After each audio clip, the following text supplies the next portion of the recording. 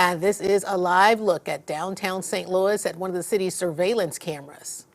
All new at 10, Fox 2's Catherine Hessel has more on a bill and what both sides are saying about it. The St. Louis City Police already use hundreds of cameras on the streets to help fight crime and solve cases. So what about adding cameras in the air? Board Bill 200 proposes a contract with the City of St. Louis and the company Persistent Surveillance Systems. They would provide aerial pictures that would help track the movements after a crime is committed.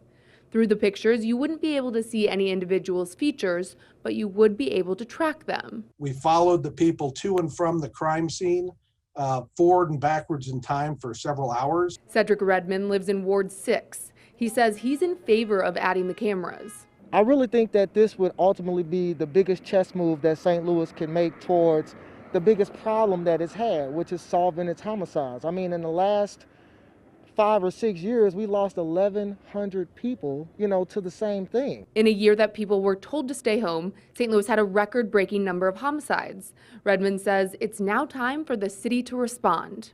We have to find a way to get either people to comply, to make things safer, or we have to find a way to better our response when things happen. But some people are not in favor of the cameras. They say it violates privacy and are worried that the data collected could be misused or sold to a third party. Crime rates are not due to any failure or lack of technology here in St. Louis.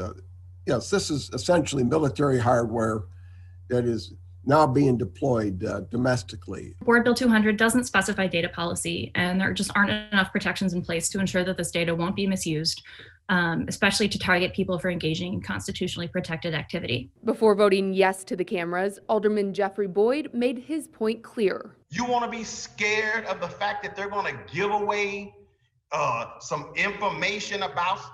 I don't care. Give it away. I am not afraid.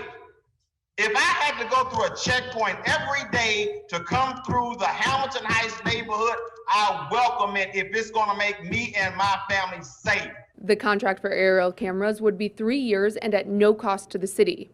After a record year of violence, Cedric is hoping that aldermen and the residents see these as not spy cameras, but safety ones. We had 262 homicides last year, and 17 of them were children, and about 242 of them were African American. So if you think that we're targeting the African American community, no, we're trying to help. Reporting, I'm Catherine Hessel.